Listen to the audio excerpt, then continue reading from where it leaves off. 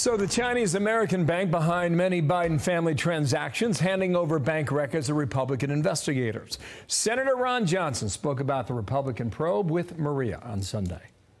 We probably have a multiple-tier system of justice. You one for the well-connected Democrats, of the kid glove treatment that Hunter Biden certainly has experienced. Is that the Chinese Communist Party? Is that a shot across President Biden's bow, saying, listen, this is some of the information we have. If you don't toe the line, if you don't do things that please us, we're going to even provide even more information. So chief political correspondent on Washington Examiner Byron York is here. So is New York Post political reporter John Levine here in New York. John, let me start with you. All right. He's talking about Cathay Bank out of Hong Kong. Yep. It's a big bank. Major Chinese bank. And this is financial transactions, I believe, 2017, 2018. So this would be Joe Biden coming out of the White House. Critical period after Joe Biden leaves the vice presidency. Hunter and his business colleagues were looking for ways to monetize him. And, you know, I don't know exactly what Senator Johnson has in his possession, but, you know, we're all here in the information business, and it's a good thing to know more. And we'll see what's there. Hopefully they'll come out to the public. But there's sort of a limit to what he can really do on the Senate side, because they are in the minority, and that's why all the energy so far has been on the House side.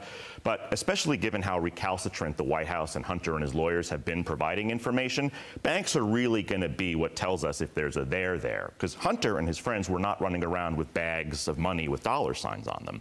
All of their businesses were conducted through banks, and there's financial transactions, and banks are going to be able to tell us how much people were getting paid, when they were getting paid, who was getting paid.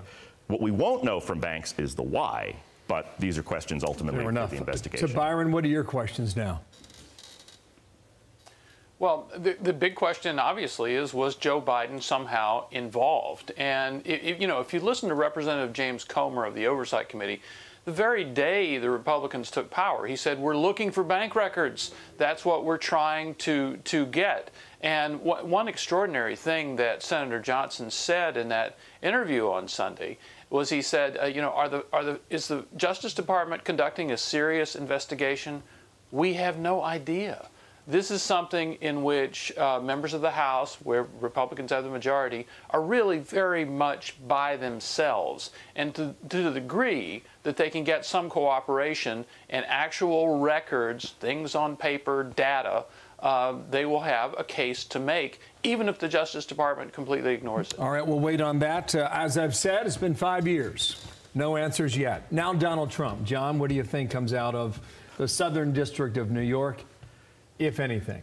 The truth is, I have absolutely no idea. I've been on pins and needles for 2 weeks now. Obviously, we remember former President Trump said he was going to be arrested last Tuesday. That obviously came and went. The grand jury has met, and then it hasn't met, and then it met on Monday again, but there have been no charges, and maybe it'll meet later this week, maybe it won't.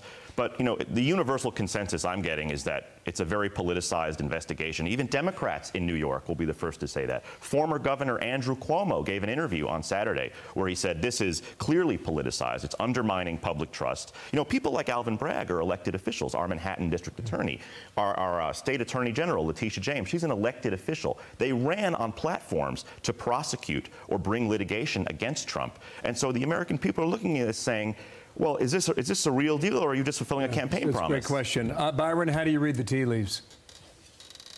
Well, you know, to tie this to our first topic, you do have Representative Comer, again, seeking information, and Jim Jordan as well of the House Judiciary Committee, seeking information from Alvin Bragg about this. And Bragg has absolutely stonewalled him, told him to get lost. But it appears that Bragg is exploring some sort of hybrid charge in which Trump would be charged with falsifying a record, a New York State charge, but also for covering up a federal crime, an election crime. And if Bragg is alleging that Trump broke some federal law, then the chairman of the House Judiciary Committee has a reason to look into that. So no matter what happens here, I think Republicans in the House might be able to find out a little bit of what's going on behind the scenes. So we wait on both. Byron, thanks. Nice to see you in Washington. And John Levine, thank you for coming in today.